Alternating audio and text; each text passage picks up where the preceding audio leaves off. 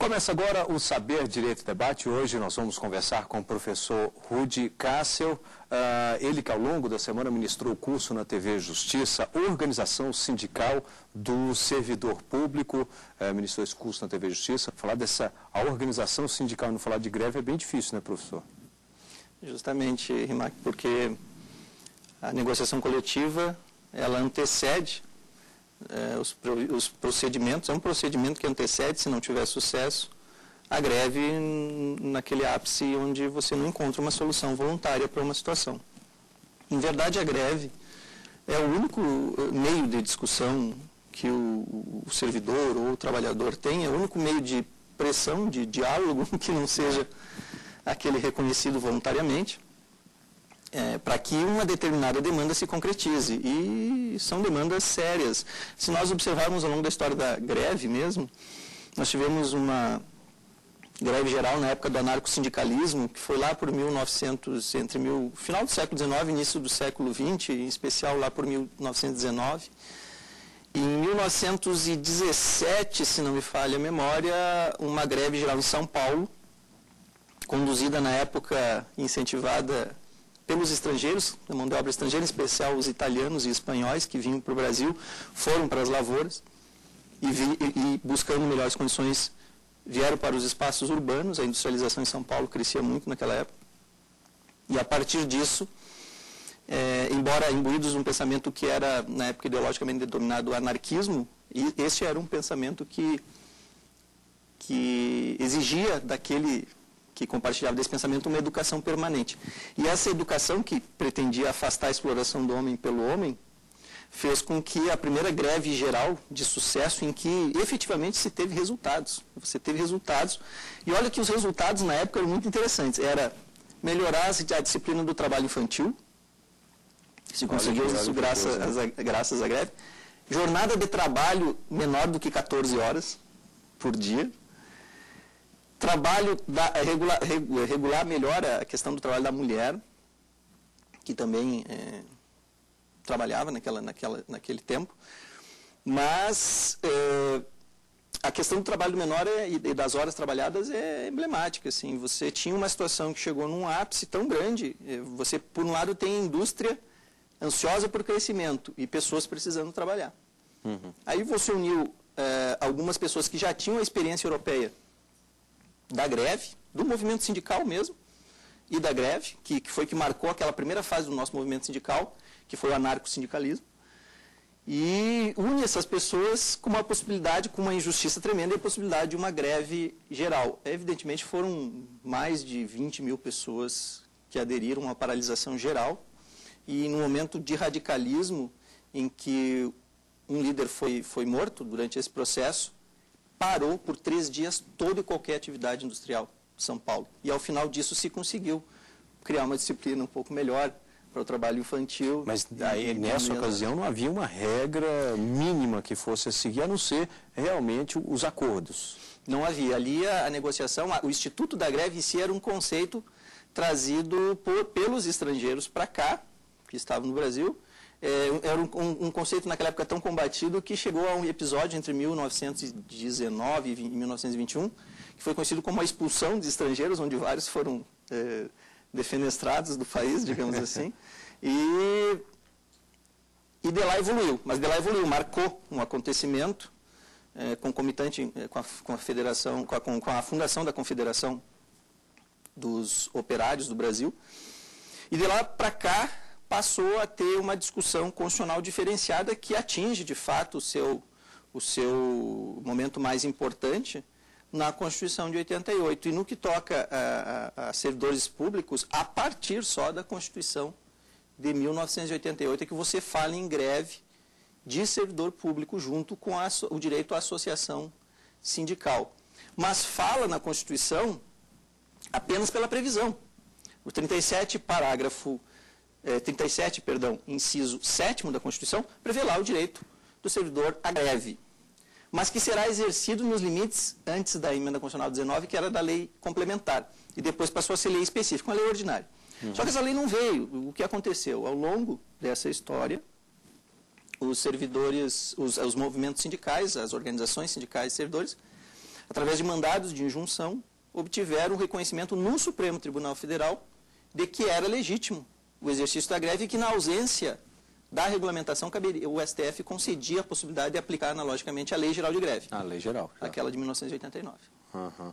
Agora, e aí agora ficou definido que aí existe sim as duas ou não? Ainda está sem uma regulamentação específica? Hoje existe uma regulamentação provisória. Toda regulamentação via mandado de injunção, que é criado para fazer valer um direito fundamental que tem previsão constitucional, mas não tem regulamentação, então chamam lacuna normativa, omissão do legislador, enfim, inércia legislativa. Você tem esse quadro onde se estende por muito tempo, no caso nós temos 24 anos, né, desde a Constituição de 88.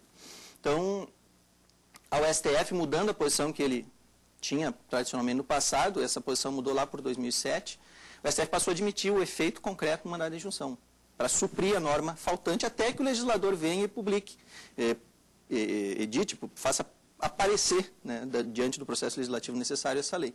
Hoje, no âmbito do serviço público, há dois aspectos que regulam a greve do servidor. Um deles é a decisão do STF, que está pautada por analogia na Lei 7.783 de 89, que é a Lei Geral de Greve, lá que trata da discussão da greve das organizações sindicais e trabalhadores da iniciativa privada. E o outro aspecto é a apreciação caso a caso, o STF diz isso, conforme a natureza do serviço público. Então, esse processo está em construção, porque ele é recente, é de 2007 para cá.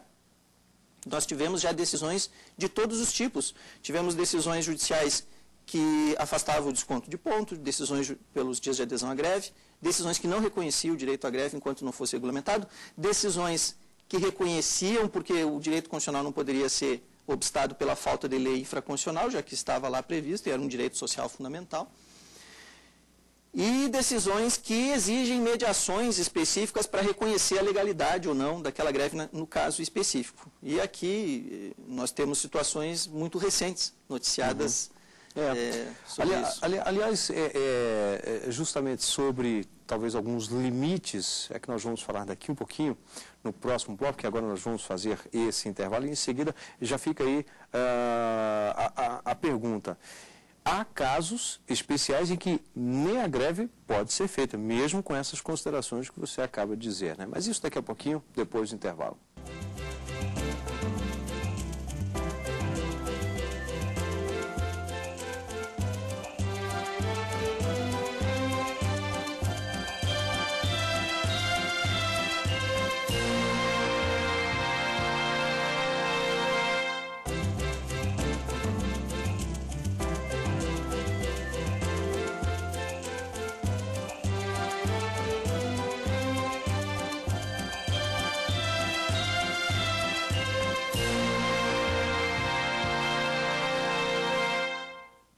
Estamos de volta com o Saber Direito Debate, hoje conversando com o professor Rudy Cássio, ele que ao longo da semana ministrou o curso Organização Sindical do Servidor Público no Saber Direito. Finalzinho do bloco anterior, nós falávamos sobre a possibilidade, ficou até a pergunta, inclusive, de algumas funções terem, na verdade não terem, por exemplo, o direito de greve, mesmo dentro da condição de servidor público. Que funções ou que áreas seriam essas? Essas áreas, existe uma concepção lógica, formal do que seriam algumas atividades essenciais que, vinculadas a carreiras típicas de Estado, não permitiriam que o Estado, naquela função, deixasse de existir, ainda que por momentos. Normalmente vinculadas à segurança pública ou saúde. Essa discussão também está em construção, então você hoje não tem como dizer que este ou aquele grupo não podem fazer greve, a não ser aqueles que de fato não tiveram nenhuma previsão constitucional, que é o caso dos militares e magistrados. Militares e juízes não podem fazer greve. Isso é fato. É um fato porque a Constituição diz que eles não têm direito eles não têm direito de se organizar em sindicato e não têm direito de greve. Então eles não têm liberdade de associação sindical e não têm liberdade de deflagrar um movimento grevista naquele quadro onde isso se apresenta. Embora, nos dois casos, nós temos registros, né? Temos registros que são registros formais de paralisação e informais da aceitação dessa paralisação. Então, há uma contraposição de concepção da greve, e eu não estou aqui defendendo que está correto, porque a greve é um direito fundamental. As convenções que tratam de negociação coletiva e greve, como a 151, ou que trata do direito à organização sindical, como a 87, da OIT, não permitem essa ideia de restrição à greve, porque a greve é também um instrumento, junto com a negociação coletiva, de diálogo entre um agente público, assim como é em relação ao empregado e o empregador, com o Estado, para que disso resulte uma situação melhor para todos. O objetivo é comum, melhorar uma situação de trabalho, uma condição de trabalho. Agora, algumas carreiras estratégicas, a Constituição entendeu por bem, o Constituinte de 88, vedar a greve. Evidentemente que, na prática, nós vemos carreiras, há duas situações, carreiras que tiveram vedação ao direito de greve na Constituição fazendo greve, e carreiras que não tiveram sem possibilidade de fazer greve. É o caso da declaração de abusividade de greve dos policiais civis de São Paulo. Eles não têm, que ocorreu, o relator na época da reclamação 5658, lembro até o número porque nós temos acompanhado esse desenvolvimento até para condensar essa orientação, essa concepção disso de uma forma racional e técnica, dentro do que é possível, nesses contrastes. Mas nós tivemos, por exemplo, em relação aos policiais civis de São Paulo, uma declaração de abusividade que partiu do TRT. Como o direito de greve do servidor estatutário tem que ser resolvido na justiça comum, segundo o STF deixou claro nos mandados de injunção 608, 670 e 712, julgados lá a partir de 2007, essa decisão do TRT foi objeto de reclamação, aqui veio até o STF, e no STF, na época o relator era o ministro Eros Grau, essa decisão da reclamação disse que naquele caso, em função da atividade estratégica e daquele contexto, a greve não estaria, até causou muita surpresa, a greve não estaria à disposição, não seria um direito constitucional desse grupo de pessoas. E aí isso está em estudo ainda, quanto à extensão em relação ao servidor público, que, por excelência, retirando essas duas categorias que eu falei, deve ter o direito à greve. Porque nesse caso, você cita aqui o caso, a Polícia Civil de São Paulo. Polícia Civil, quer dizer, não é a Polícia Militar. E nós temos daí, em contraposição a isso, alguns casos de greve, já tivemos até um episódio de paralisação de magistrados, exato, no âmbito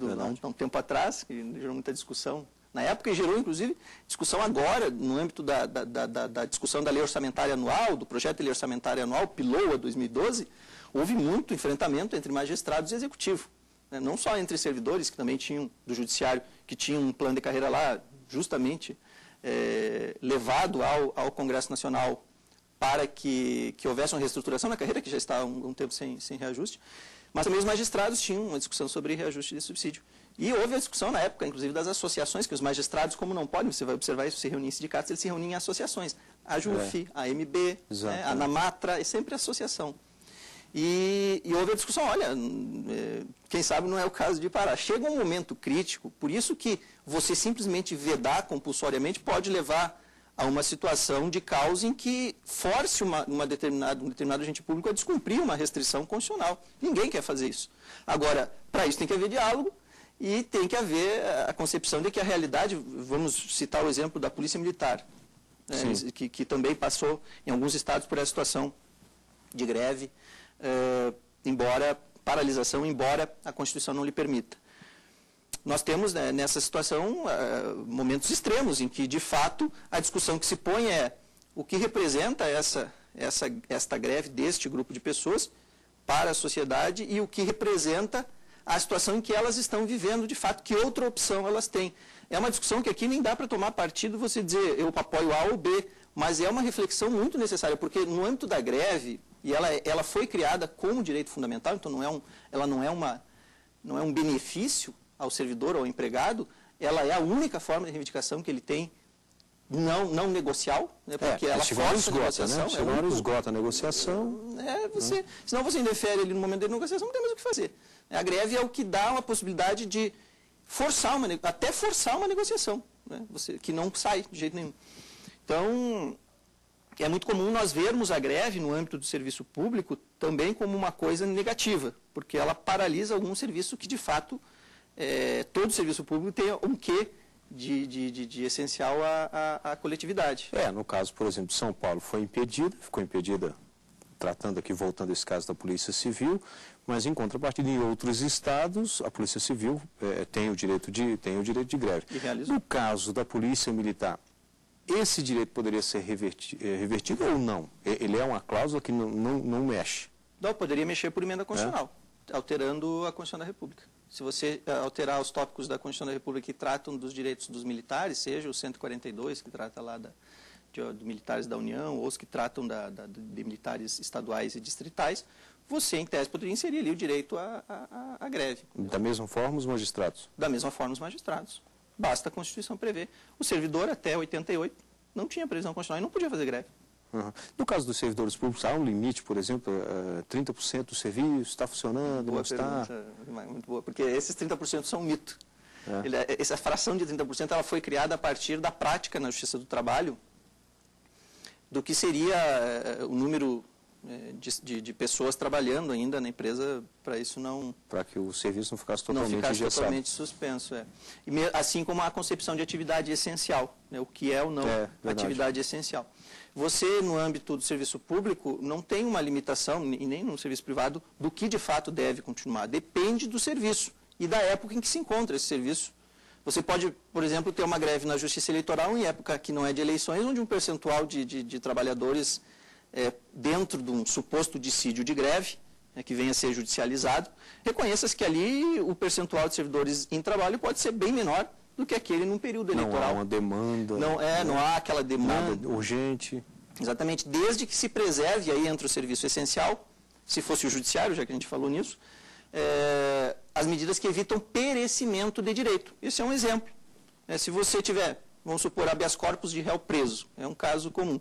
Se o réu está preso, a liberdade é uma coisa fundamental. Então, você poderia discutir que o processamento dos habeas corpus não poderiam parar.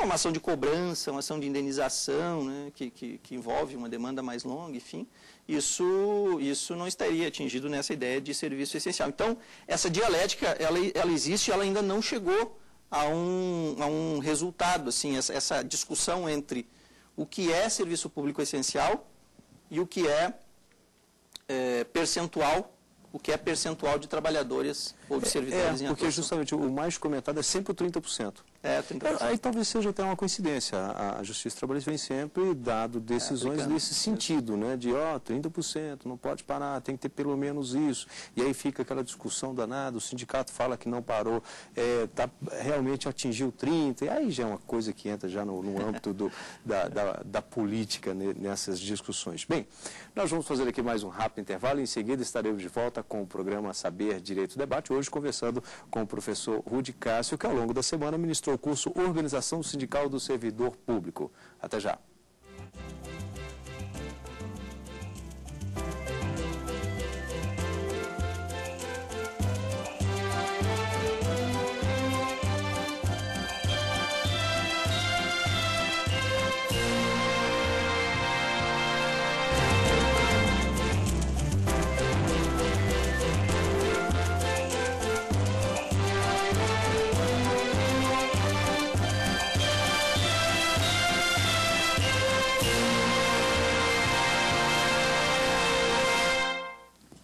Estamos de volta com o Saber Direito Debate, hoje conversando com o professor Rudy Cássio, que ao longo da semana ministrou o curso Organização Sindical do Servidor Público. E nós estamos já aqui há algum tempo conversando. Acredito que deu para notar o sotaque do professor e eu vou fazer uma pergunta para ele, já sabendo a resposta, mas não estranhe. O professor mora em Brasília. Sim. Mas não é de Brasília, lógico. De onde é? Não, eu sou do Rio Grande do Sul. Tá vendo? Uma mistura de Caxias do Sul com Santa Maria. Santa Maria foi a cidade da minha graduação em Direito, na Universidade Federal de Santa Maria, e onde iniciei a atividade de advocacia específica para servidor público e dentro do direito de servidor público muito voltada para as entidades associativas e sindicais de servidores. A sua formação, então, foi em Santa Maria? Foi em Santa Maria. Mas ele chegou a advogar? Advoguei um bom tempo lá, mas tinha um projeto de vir a Brasília, de abrir um escritório em Brasília. E quando essa carteira de clientes é vinculada a essa matéria específica, porque não atuamos em outra matéria, eu vim de mala e cuia, como se diz lá no Rio Grande do Sul. E a cuia ainda anda lá pelo escritório com erva mate dentro e a bomba tomando. E eu, de vez em quando, tomando um chimarrão. Aí é fácil reconhecer, um gaúcho não tem jeito. Mas esse seu projeto de vir para Brasília, e aí, claro, se concretizou isso tem quanto tempo, mais ou menos? 6 anos. 6 anos. 6 anos. E era justamente dado a questão do mercado de trabalho, já que aqui digamos, é o centro do poder, o serviço público, não que nos estados e até mesmo nos municípios não tenha, mas aqui é talvez o maior, né? Era uma questão de projeto mesmo, porque Santa Maria tem muito servidor e muito militar, né, que militar não integra mais o conceito de servidor, aquele clássico, depois que ele foi retirado, passou a integrar um capítulo chamado militar, então os temas envolvendo o servidor não abrangem mais os militares. Mas lá tem muito militar e muito servidor. A universidade mesmo é muito grande, há órgãos ministeriais lá. Então, ao natural, tanto pelo desafio do direito administrativo, que é uma área muito complexa em relação às outras, muito próxima do direito tributário, por exemplo, na sua estrutura, onde você usa muito o direito administrativo, no direito administrativo o processo civil e o direito constitucional, e o tributário também como complemento. Esse desafio do direito administrativo em Santa Maria foi ao natural que eu fui me dedicando a isso. E ao me dedicar ao direito administrativo, não há lugar onde o direito administrativo mais seja aplicado do que Brasília. E não há um processo que não venha até Brasília nesse ramo, porque quando você demanda especificamente em questões contra a União, seja para servidor pessoa física ou para organização sindical, ou mesmo uma associação não sindical, os processos sempre vêm para Brasília, porque até por dever de ofício, os procuradores dos entes federativos ou da União em si, eles recorrem até a sua última possibilidade. Então, Brasília era estrategicamente importante e material percentualmente, em número digamos assim, de discussão, em relação à discussão do direito administrativo, era um lugar muito interessante intelectualmente falando também. Uhum. Bom, falando na questão intelectualmente falando, vamos falar de literatura. O professor Rudy nos trouxe aqui 2 indicações, gostaria de começar com essa, queria que o professor comentasse contribuições sindicais. Esse livro do Sérgio Pinto Martins, ele é interessante porque é difícil você ver uma bibliografia que trate, uma obra que trate só sobre contribuição sindical.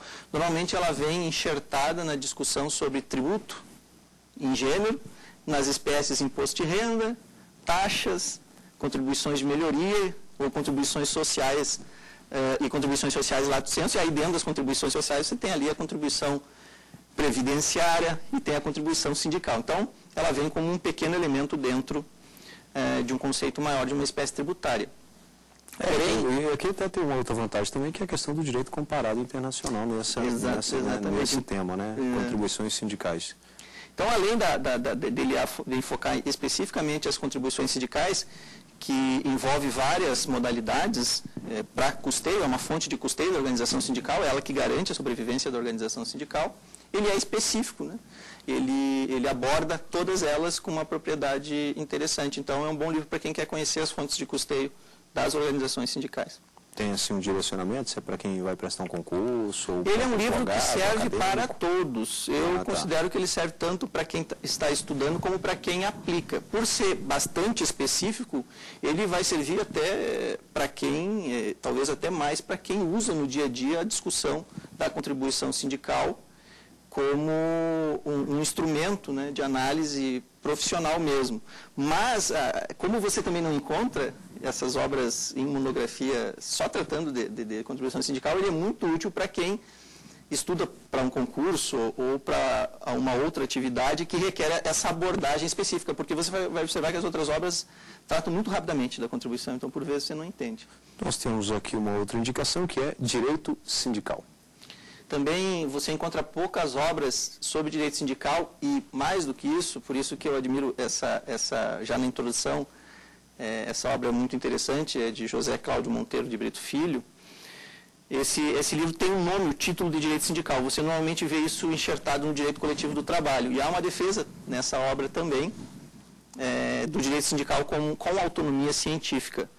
Como isso também para o direito sindical do servidor é muito importante, porque ele não recebe só da CLT, ele recebe da CLT contornos que agem, inclusive, mais na omissão de outra legislação, eventualmente do que propriamente do direcionamento da CLT, ela complementa aquilo que não há uma regra específica. Então, a ideia de direito sindical, embora voltado também ao direito do trabalho, é muito importante. É um livro também que interessa tanto eu acredito que a todos os públicos, quem atua no dia a dia com o direito sindical, como quem estuda para alguma finalidade o direito sindical. Uhum. Bom, além desses, mais alguma outra indicação? Tem uma obra clássica que eu emprestei algum tempo atrás e não me foi devolvida, por isso que dizem que os livros eu não tenho. Ela está aqui em pensamento, porque ela não está aqui fisicamente, que eu não sei nem quem foi que pegou e para onde é que foi parar. Bom, vamos fazer o pedido então para que devolva. Devolva, por favor. Trata-se do Compêndio de Direito Sindical, Amaury Mascaro Nascimento, que já nasceu um clássico, e ele, como o próprio nome diz, trata só do direito sindical, tem vários aspectos interessantes, ainda que relacionados mais ao direito do trabalho também, mas que dá essa estrutura do direito sindical. Então, desse do direito sindical, eu sei que está com a edição esgotada, então eu não pude trazer, mas acredito que vai sair outra edição, porque ele tem uma saída muito boa. Uhum. E ele traz vários aspectos, desde a criação do sindicato, seu significado. Então, para quem trabalha com direito sindical, para quem estuda direito sindical, o Compêndio de Direito Sindical do Amaury Mascaro Nascimento também é um livro recomendável. Bem, eu conversei aqui com o professor Rudy Cássio, quero agradecer por sua presença aqui no programa Saber Direito Debate. E lembro que você pode participar do programa, o nosso endereço é saberdireito@stf.jus.br e o programa está disponível no canal da TV Justiça na internet, que é www.youtube.com/saberdireitodebate. Obrigado e até o próximo programa.